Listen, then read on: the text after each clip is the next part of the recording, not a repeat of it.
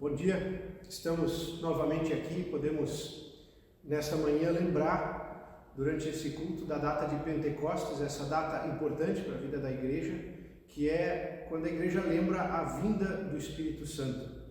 Nós temos duas datas muito lembradas dentro do calendário da igreja, que é a Páscoa e o Natal.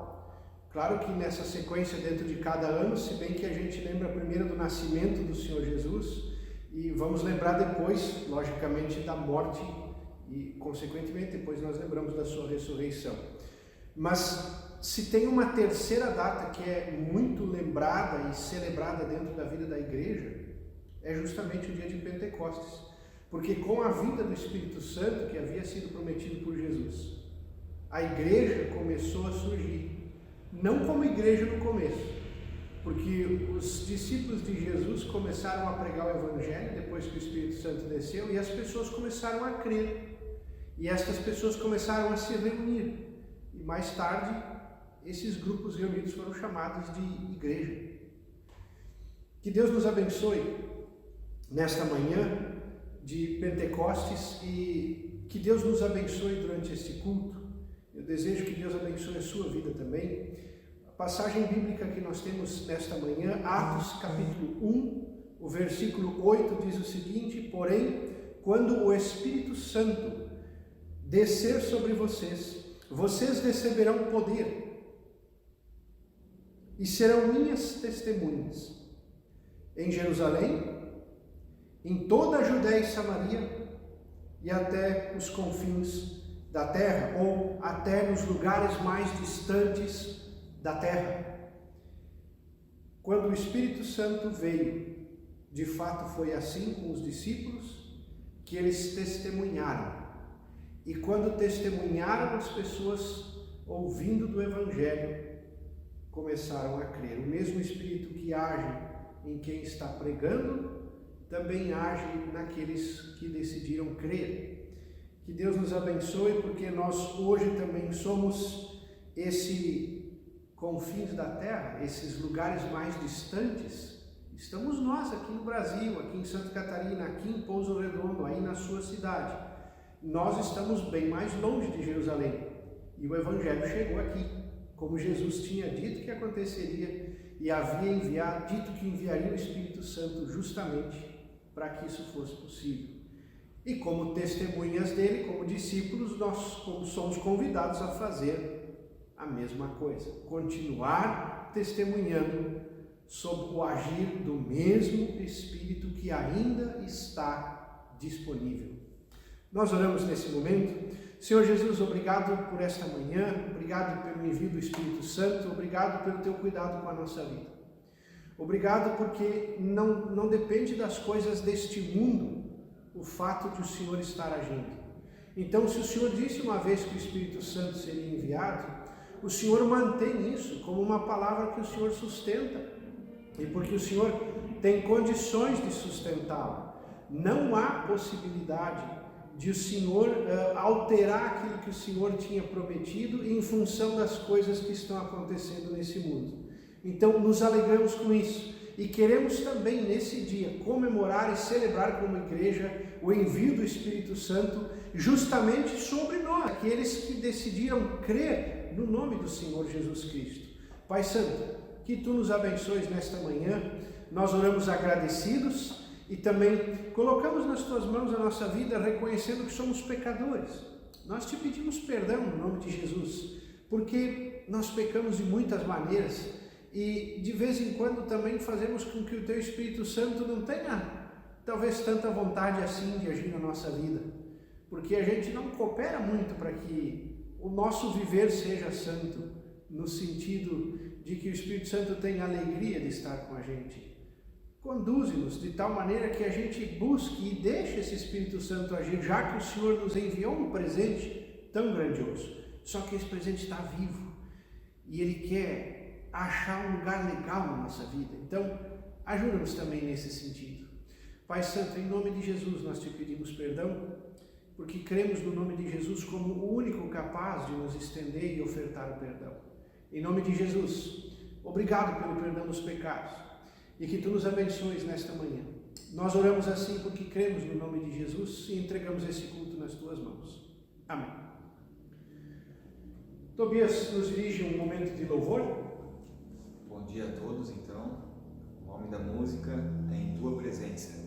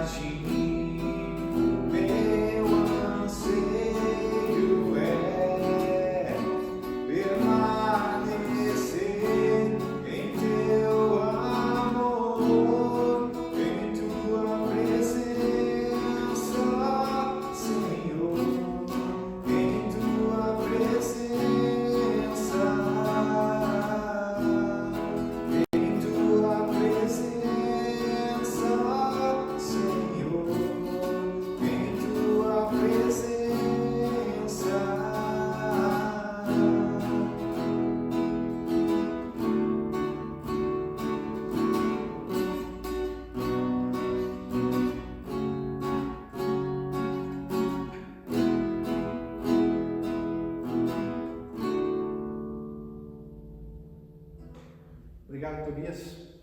nós temos justamente que buscar a presença de Deus para a nossa vida e o Espírito Santo age a partir do tanto que nós estamos na presença dele. Nós vamos ver isso logo em seguida também na pregação. Deus, que é Senhor sobre vida e sobre morte, chamou dessa vida para a eternidade o Senhor Lothar Reif. Ele nasceu no dia 12 de dezembro de 51 em Pouso Redondo, filho de Gottlieb e Gertrudis Reif. E ele casou-se no dia 21 de dezembro de 73 na Alemanha com Ursula Reif. O casal foi abençoado com 2 filhos, Marcel e Marcos, e com uma filha, Alice. Lothar já estava aposentado da profissão de motorista. Ele faleceu no dia 28 de maio desta semana, alcançou a idade de 68 anos, 5 meses e 16 dias. Deixou enlutadas a esposa, os 2 filhos e a filha, genro e 2 noras, o irmão, 3 irmãs. Deixou enlutados cunhadas e cunhados, também 3 netos.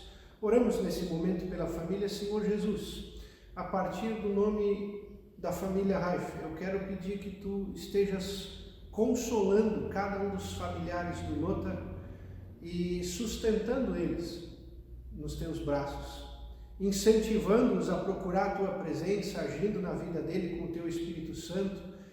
Deles, em nome de Jesus, eu peço que Tu estejas conduzindo esses dias agora que se passam sem a presença do Lothar.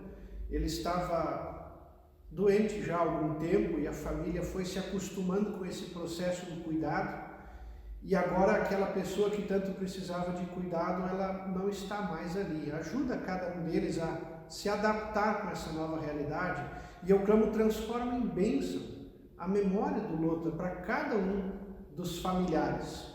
Primeiro, nesse contexto mais estrito de esposa que ficou viúva e os filhos, e também num sentido mais amplo, a ampla família que eles têm, e nesse sentido cada um sente a perda do Lothar de uma maneira diferente. Então Tu visites com o Teu Espírito Santo, cada um da maneira como eles precisam.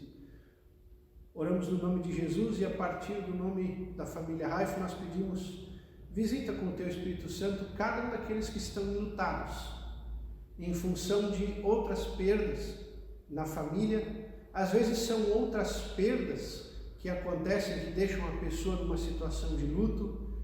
E no Brasil, com quantas famílias enlutadas por perdas por coronavírus que tem levado as pessoas. Também consideramos estas famílias. No nome do Senhor Jesus nós oramos e entregamos todos eles nas Tuas mãos. Amém. Na sequência daquilo que nós temos a compartilhar nesta manhã, nós vimos trabalhando esse tema do novos jeitos, novos tempos. Nós trabalhamos 2 semanas atrás o tema, o jeito da diferença. Nós trabalhamos na semana passada o jeito da generosidade. E queremos trabalhar hoje o jeito do Espírito, no sentido de lembrarmos também a data de Pentecostes. Eu gostaria de dizer para você, de acordo com a tradição cristã, Tiago, irmão de João, pregou a muitos gentios a partir de Jerusalém. Tomé evangelizou os pártios, os medos, persas e os carmânios, os hircânios, os báctrios e os mágios, povos talvez menores, mas que habitavam regiões naquela localidade na época. O Tomé morreu em Calamina, na Índia. Até hoje, no sul da Índia, existe a igreja de São Tomás, uma referência a Tomé por ter passado por lá. Simão, irmão de Judas e de Tiago, evangelizou os egípcios no tempo do imperador Trajano.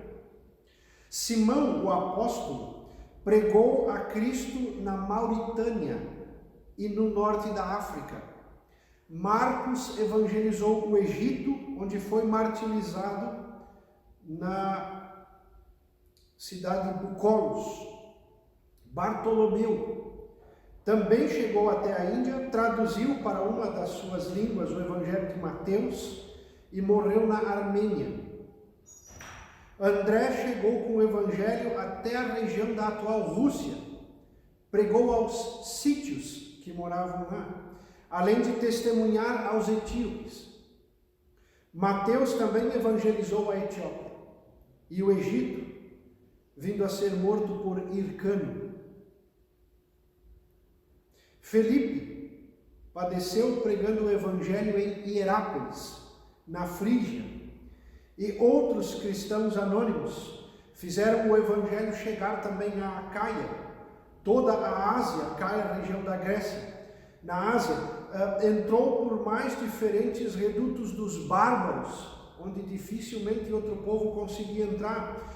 A Macedônia foi impactada e remotas regiões da África Central também foram atingidas com a pregação do Evangelho. Naquele tempo em que os discípulos estavam anunciando depois que o Espírito Santo havia sido derramado. Segundo a ONU, aos domingos, mais de 1 bilhão de pessoas reúnem-se em templos, casas e escolas cultuando o nome de Jesus Cristo. Isto jamais seria possível sem esse derramar do Espírito Santo encharcando a Igreja de Cristo com poder do alto para a pregação do Evangelho, a qual em diversas ocasiões implicaria perseguição, renúncia e por vezes o próprio martírio, levando essas pessoas à morte. Não fosse o Espírito Santo agindo desta maneira, talvez isso não acontecesse, provavelmente não acontecesse.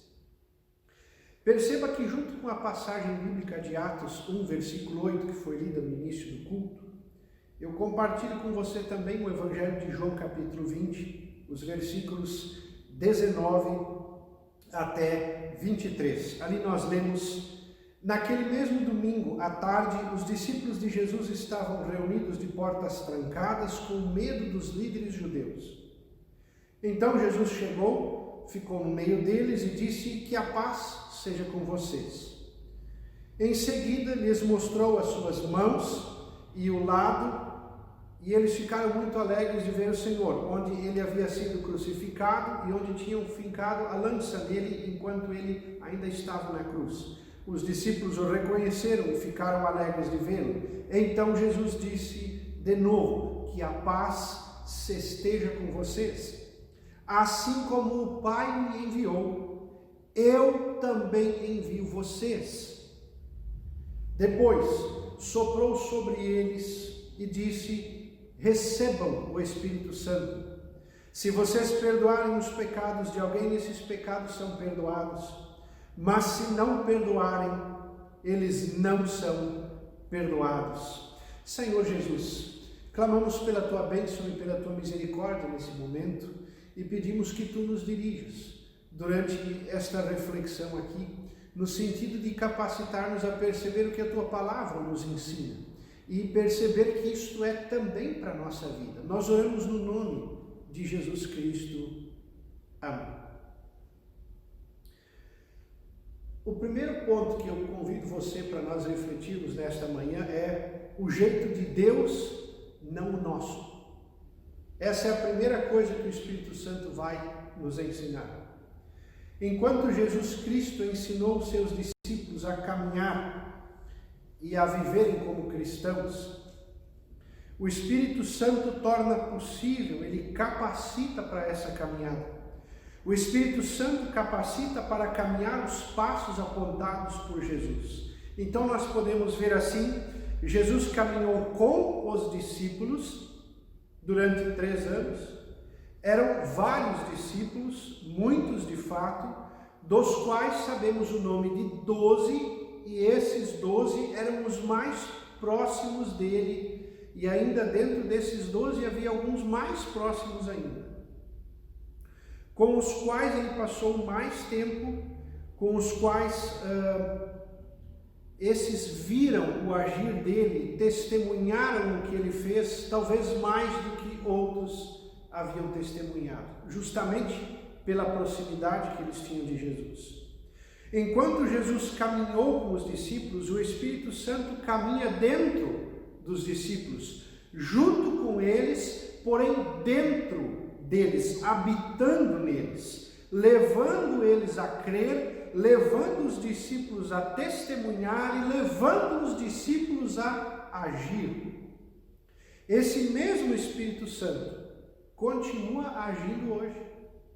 Ele é a promessa que Jesus mencionou quando disse que o Pai os capacitaria.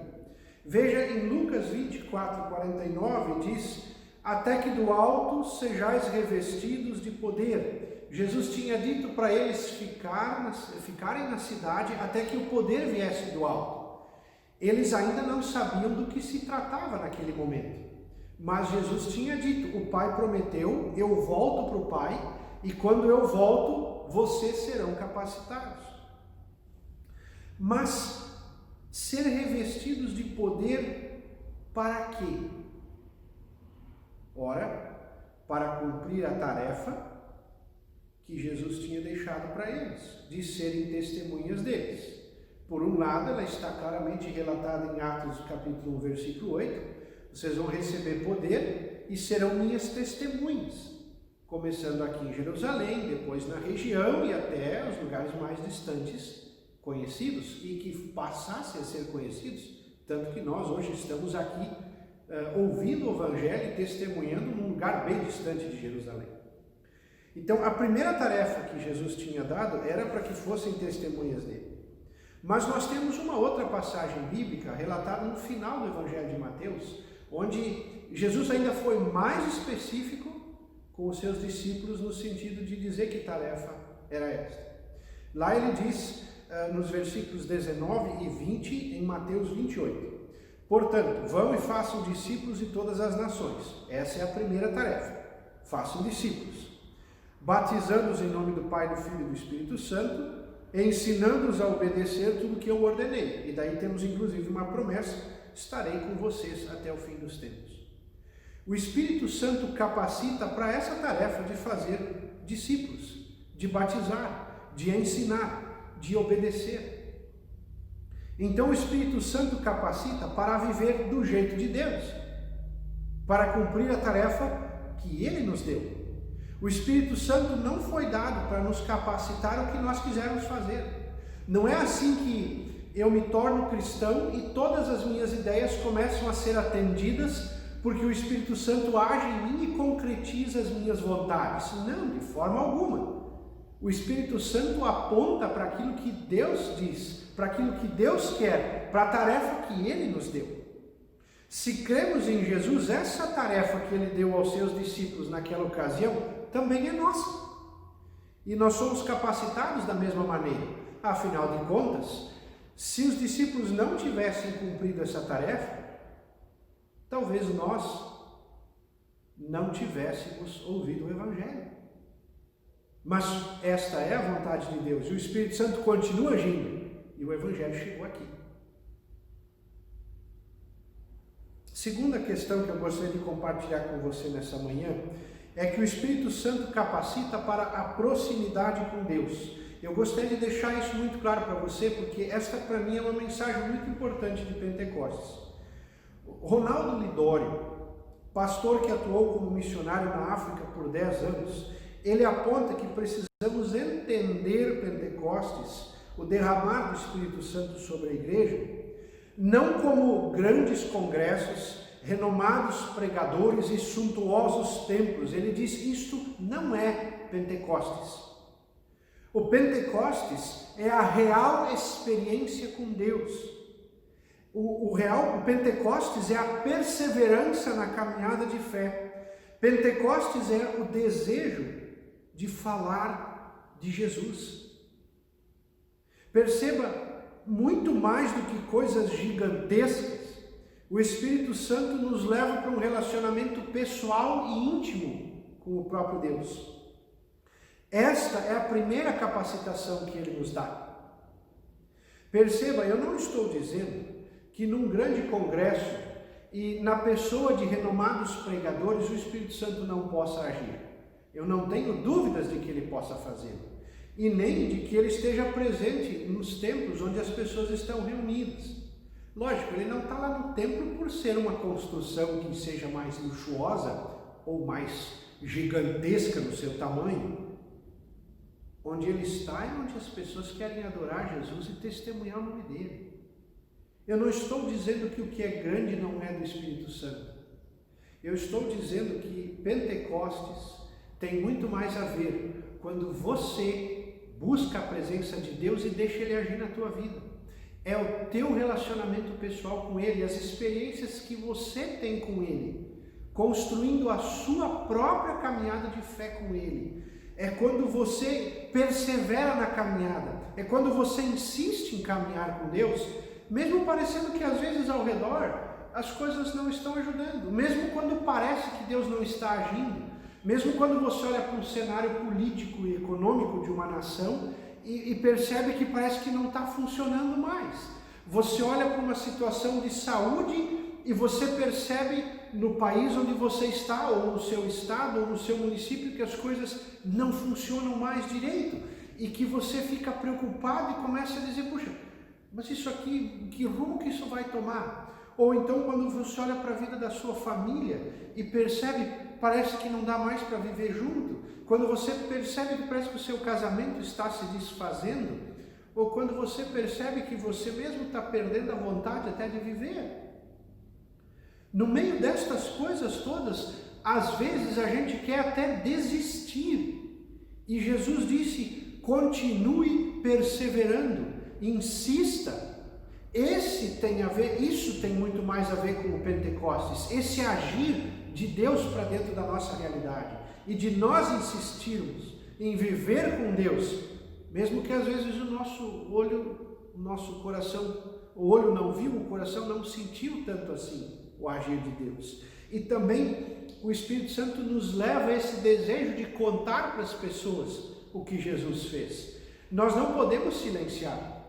Testemunhas antes de nós, quando ouviram de Jesus, creram e passaram a falar do Evangelho. Se nós ouvimos também, mas paramos de falar, agora como que alguém vai crer se não ouviu? O Espírito Santo capacitou justamente para isso, quando ele desceu sobre os discípulos. Assim que ele desceu, os discípulos começaram a falar sobre as verdades do reino de Deus para todas as pessoas que estavam naquele lugar, inclusive falando em línguas que eles nunca tinham falado, para que todos que estavam lá, que falavam línguas de outros países, pudessem compreender o que eles estavam falando. O resultado, muitos crendo. Então, com isso eu estou terminando. O terceiro ponto, o surgimento da igreja. Quando o Espírito Santo desceu em Pentecostes, a sua primeira ação não foi levar os discípulos à adoração.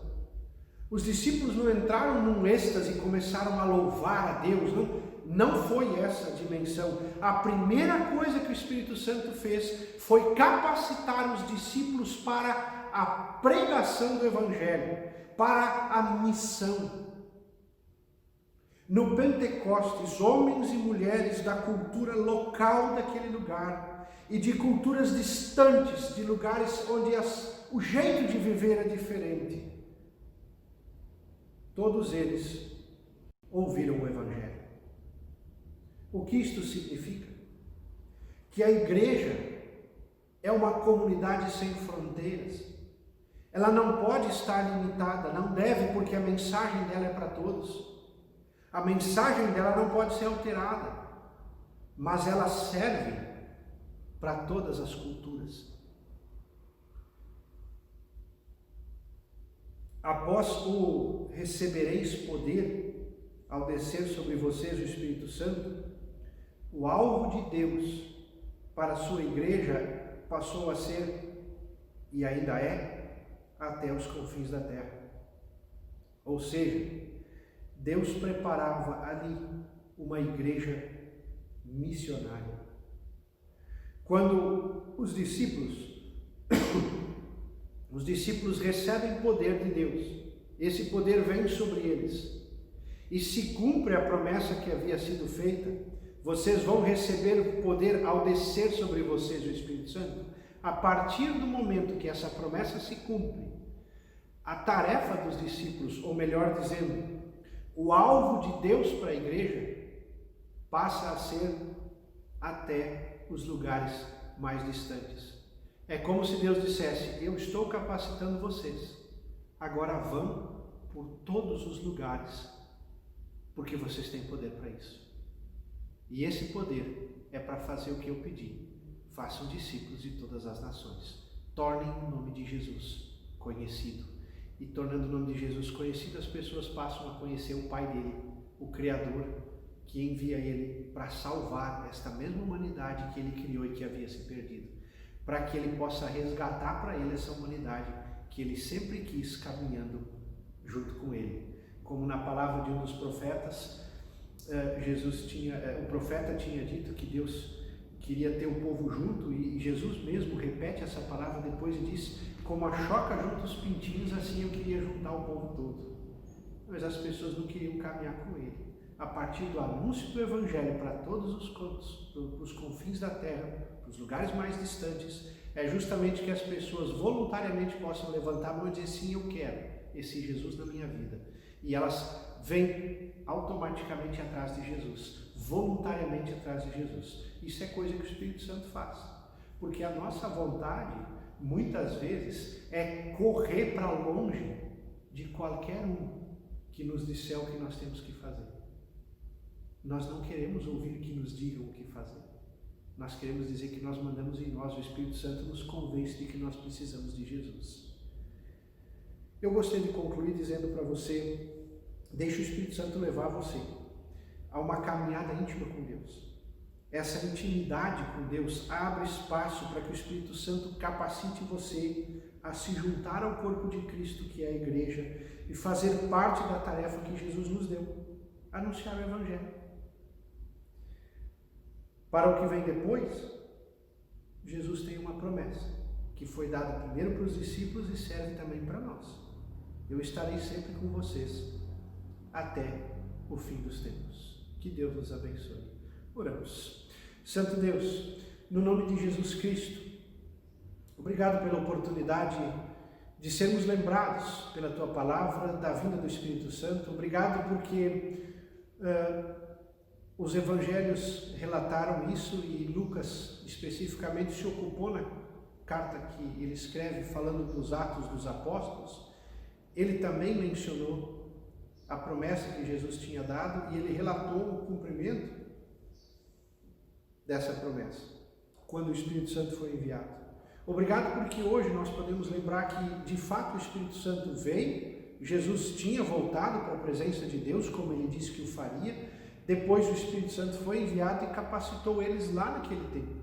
E hoje, esse mesmo Espírito Santo pode continuar agindo e capacitando cada um de nós. Eu peço que Tu venhas ao nosso encontro com o Teu Espírito Santo e que Tu nos dês um coração disposto a permitir, a querer esse Espírito Santo agindo e permitir que este Espírito Santo haja conforme a Tua vontade. Faz na vida de cada um de nós, na vida da igreja, na vida do lugar onde vivemos, dentro da cultura que nós vivemos. Faça com que o Teu Espírito Santo possa agir. Dá-nos esse coração, essa disposição também de caminhar contigo. Nós colocamos nas Tuas mãos, na Tua presença, os outros pedidos que nós temos, e como cristãos nós queremos orar juntos a oração que o Senhor Jesus nos ensinou a orar, apenas considerando junto nessa oração não só os pedidos de cada um que está agora ouvindo este culto e está talvez por orar também pelos seus próprios motivos, mas também todo esse contexto do Brasil. E não só pela pandemia do coronavírus e todo o discernimento e sabedoria e capacidade que nós precisamos para lidar com isso nas nossas decisões pessoais, mas também de governantes e autoridades, cada um nas suas áreas, mas nós também oramos de maneira bem específica pela seca que em muitos lugares do Brasil ela está tomando espaço. Eu falo especificamente aqui, dessa região onde nós moramos, Pouso Redondo, e essa região do Alto Vale do Itajaí. Santa Catarina tem experimentado, uma boa parte do estado, um período muito grande sem chuva. Deus, nós colocamos nas tuas mãos também esse assunto, pedindo que tu tragas a chuva e que tu sabes o quanto nós precisamos de água. O Senhor nos criou assim, então devolve-nos essa chuva que nós precisamos e a renovação dos reservatórios de água e a capacidade de termos água para nós mesmos e cada um na sua propriedade. Aqueles que estão ligados também à lavoura ou à pecuária têm sua criação para sustentar, para manter, e sem água isso vai ficando cada vez mais difícil, em alguns momentos se tornando insustentável. Pedimos a tua misericórdia e que tu tragas a chuva. Então, juntos, consideramos todos esses assuntos, orando então a oração que Jesus nos ensinou a orar: Pai nosso que estás no céu, santificado seja o teu nome, venha o teu reino, seja feita a tua vontade, assim na terra como no céu. O pão nosso de cada dia nos dá hoje, e perdoa-nos as nossas dívidas, assim como nós também perdoamos aos nossos devedores. E não nos deixes cair em tentação, mas livra-nos do mal, pois teu é o reino, o poder e a glória para sempre. Amém. Recebam a bênção de Deus, que o Senhor te abençoe e te guarde. O Senhor faça resplandecer o seu rosto sobre ti e tenha misericórdia de ti. O Senhor sobre ti levante o seu rosto e assim Ele te dê da sua paz. Vão em paz, sirvam ao Senhor e que o Espírito Santo conduza e capacite cada um em nome de Jesus. Amém.